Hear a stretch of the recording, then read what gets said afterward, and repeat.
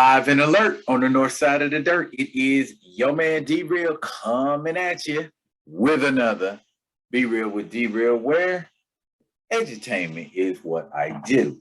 And today we're going to be edutaining with T'Challa. One of those days, yeah, I have on my hybrid, Stan Lee, Bruce Lee, like that. Yeah, that's how I'm feeling today. I am reminded of a story in the original Jack Kirby Run of Black Panther that would have been totally doable as a movie vehicle, or in the way the MCU seems to like to do movies, that more is more. And the more heroes and recognizable characters that I cram into a story, the livelier and more interesting that story is. Sometimes less is more, and I can prove that with this Black Panther story that I'm about to lay on you. But before I lay it on you, I need y'all to do what y'all always do. Comment, like, subscribe, and share the Be Real with D-Real page so that when new material comes out, you get first crack at it, like this right here. If you're digging what a brother's shoveling, put some dirt in my bucket, comment, like, subscribe, and share. I'm growing something. Oh my, looky there. That is the cover to Black Panther Volume 1. Yes, this is the first run of the Black Panther comic, Volume 1, Issue 14. And as you can see on this Bill Sienkiewicz cover, we're going to be dealing with Claw, we're going to be dealing with the Avengers, and we're going to be dealing with what appears to be a nerd on a motorcycle with Claw mounted on it. Let's go. Beast in the jungle. This is the Wakandan embassy in New York City. And we've got government officials chit-chatting at T'Challa because T'Challa is reconsidering his Wakanda closed border policy. And the American government is wanting to know, in short, will Wakanda be interacting with the Soviet Union? Will they be interacting with Cuba? Bear in mind, this is around 1977, 78, somewhere around that time. So the Cold War is still going on. So Cuba and the Soviet Union, the former Soviet Union, are enemies of the United States of America. As we read this Jerry Bingham drawn and Ed Hannigan written story, we see T'Challa is still thinking about how he wants to go about interacting with other countries. Some of them want technology, some of them want vibranium, some of them want both. But T'Challa ain't ready to talk to him right now, so he gives them the cold shoulder.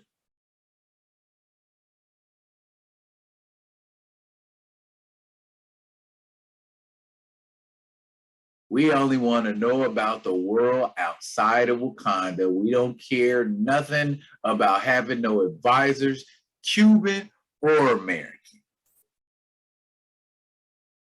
What should they tell the Secretary of State? The Secretary of State at this time is one Cyrus Vance.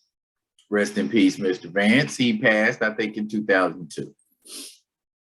And he's like, y'all can step now. Peace. Love and hair grease. And his manservant is like, come on, y'all can bounce. And as they're going out, the Avengers are coming in.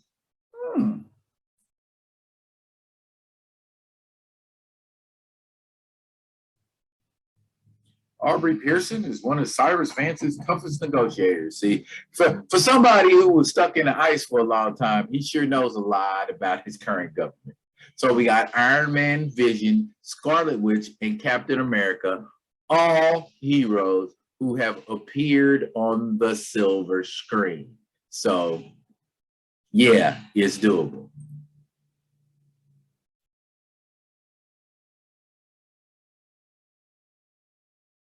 America wants exclusive trading rights, like they always do.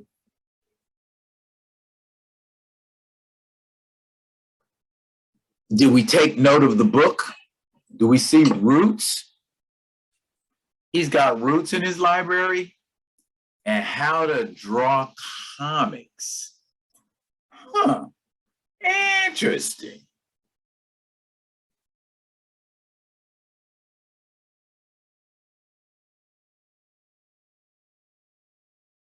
And Vision makes a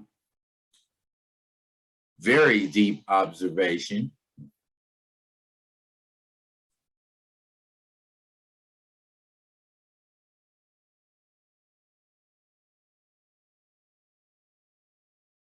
T'Challa compliments him on his perceptive abilities.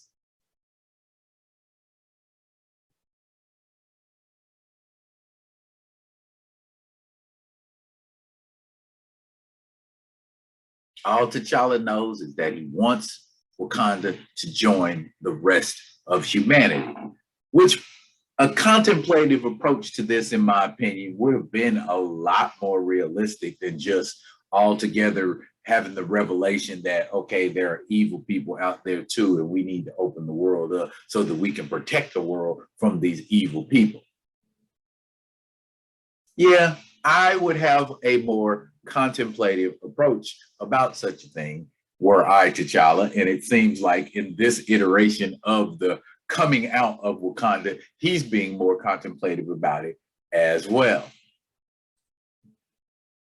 He then goes on to tell the Avengers about his last adventure with Kyber the Cruel. And now they understand why he's saying, okay, Wakanda needs to be involved with other matters. And actually, the conversation, according to the boxed text, it says the conversation turns to lighter topics because everybody seems to be more relaxed and laid back. And the Avengers are saying, I'm afraid it's getting late. We've got Avengers business to clear up. Okay, so we came to the Wakanda embassy to hang out with our boy T'Challa and talk about Wakanda coming into the and coming together with the rest of the world, more or less, while we chop it up and laugh and okay. So this is some of that superheroes hanging out doing things other than being superheroes that you see, kind of like in Age of Ultron when they were all frolicking around trying to lift Thor's hammer. You know, superheroes do more than beat up bad guys. They hang out and give each other a hard time. T'Challa wants to talk to Cap in private, where he goes on to tell Cap about vibranium issues in Wakanda. See, even though T'Challa's spying on everybody, he truly does trust Cap.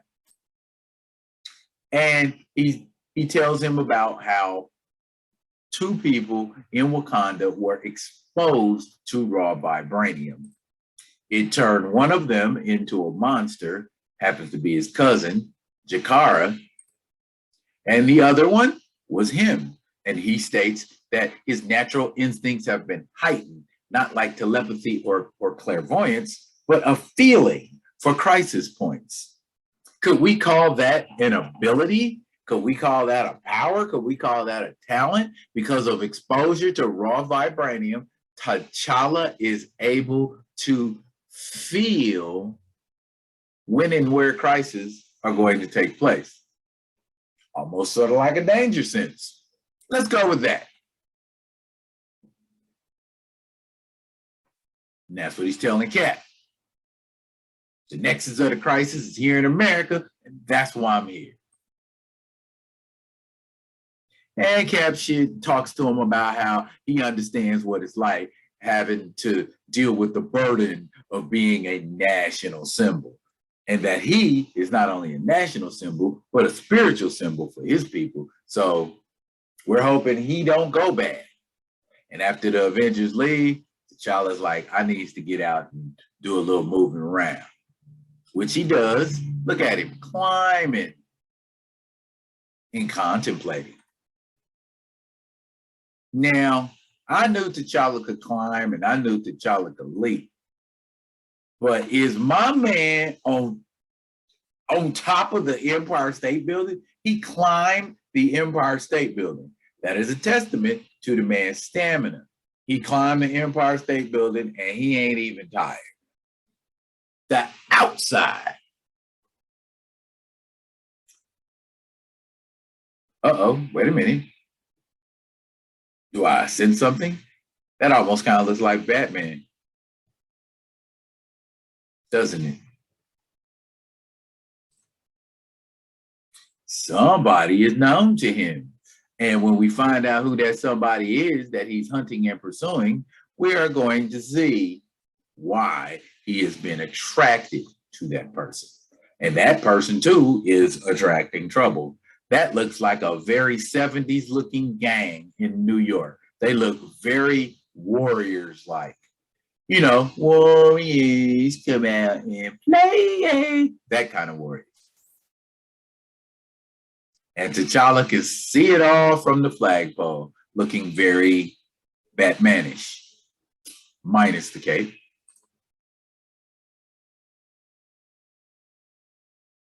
The pursued moves quicker,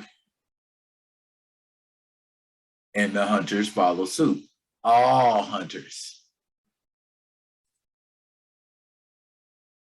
And they begin to surround this individual. What's going on? What's going on? Oh, they just want to rob him.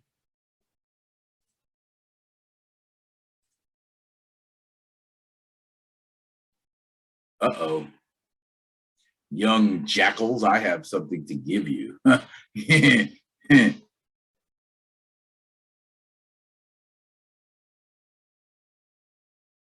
A hum and a scary face. Who could this be? We don't know, but we're going to put something out in him. And T'Challa arrived just a couple seconds too late. The guy's been shot. And this young fella found something. What is this? It's vibrating. We all know what that is. That is the claw of Claw. That is the device he uses to channel sound. And out of nowhere, hits T'Challa with it. And pre-vibranium weave suit T'Challa is no match for a direct shot of Claw's sound blast.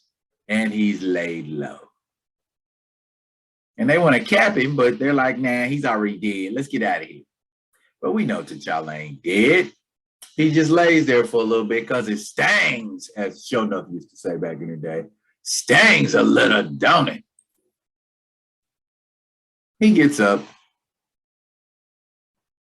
and goes to see who the individual is they shot. Surprise! It's Claw. That's why T'Challa was able to detect him and track him and follow him, because vibranium, solidified sound, all makes sense. The best place to keep Claw for study is, yep, you got it. And look, it's Beast. Beast is even hanging out now. Cracking jokes. You can tell this is mid to late 70s Beast who like to crack jokes and hang out and be funny.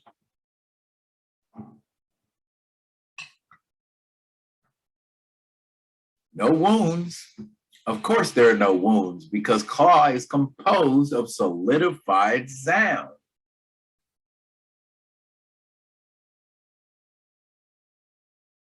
The shockwave from the bullet put him into stasis. Interesting.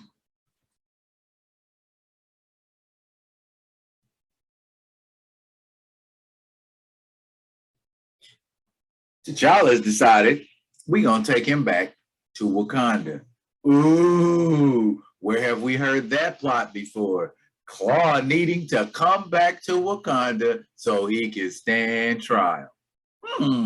See, we draw bits and pieces of this story, but not the story in its entirety. Let's continue.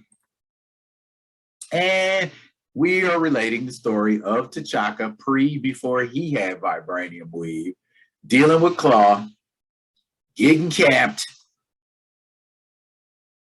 and the events were set in motion that ensured young T'Challa would become the Black Panther.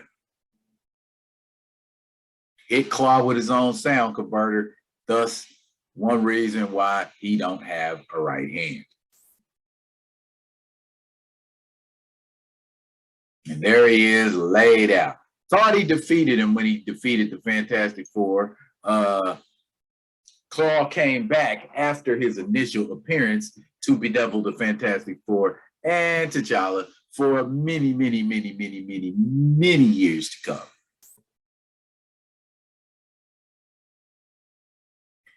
The Avengers want to help retrieve that sound horn. That's what we're calling it. Okay, sound horn. But T'Challa's like, nah, I'll do it on my own. And then we see Monica Lynn and Kevin Trueblood showing up off a bus from Atlanta. And they're in New York. What are they coming to New York for? Only time will tell. And somebody's watching them come to New York, and that somebody is called Wind Eagle. Now, we saw Wind Eagle in another recommended reading in a Black Panther story in Marvel Premiere that was also drawn by Jerry Bingham and written by Ed Hannigan. In fact, that story is a continuation of events in this story. Now, about 20 blocks away, we see this fella named Herbie along with Jackie, and they like, we Thunderbolts. These are the Thunderbolts, by the way, before the Thunderbolts. And they want a weapon. They want you to use this weapon to hook them up. And because he wears glasses, we know he's the smart scientific one.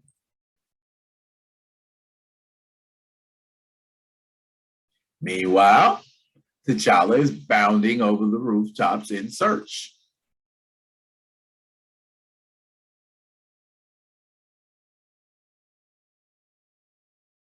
Daredevil and Black Panther, as he's telling you, have run afoul of this street gang called the Thunderbolts once before. And because one of T'Challa's abilities is the ability to track, we don't question why he's able to find him.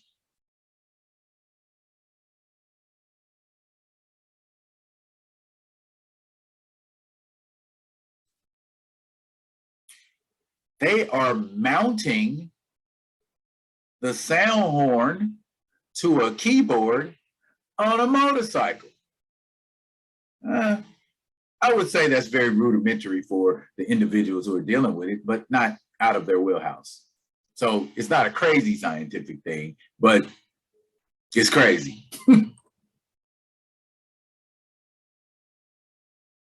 And they're even telling the young nerd, if this works, we're going to make you a member of the Thunderbolts.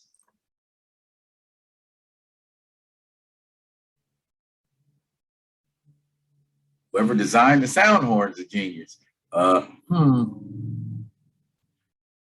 You young fools don't know the power you're playing with. Nah, they don't. But you land right where they want you to.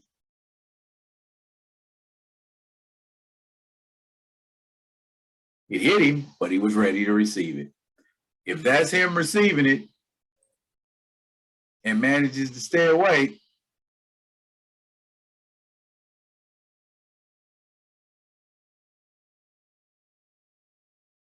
and Jackie wants to play those keys.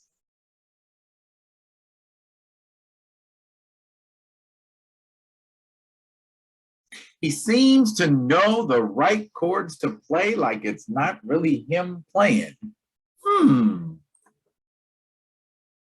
And now he's made a big red elephant, just like the big red animals we saw in Fantastic Four number 53 when they fought Claw.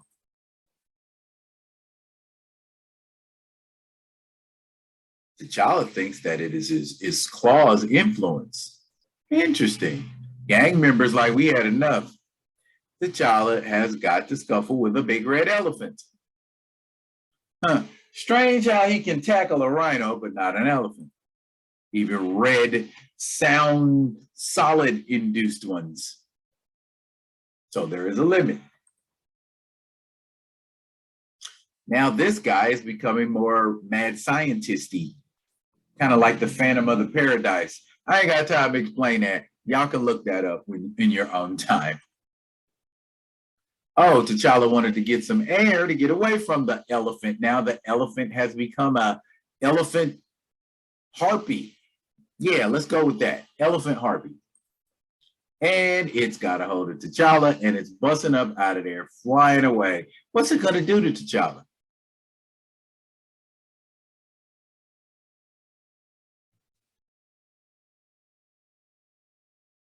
Wait, what?